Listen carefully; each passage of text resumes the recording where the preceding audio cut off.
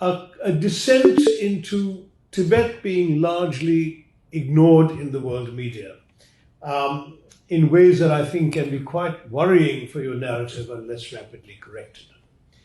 I was struck that here you are, a gathering of international parliamentarians from 26 countries who have come together with Tibetan parliamentarians in exile to discuss all these issues.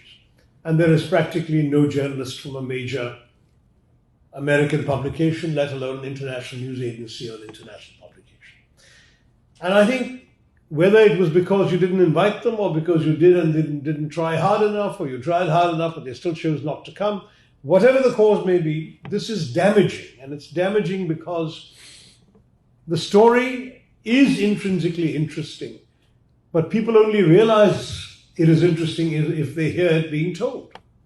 And it will not be told unless we make a conscious effort to get it out into the media.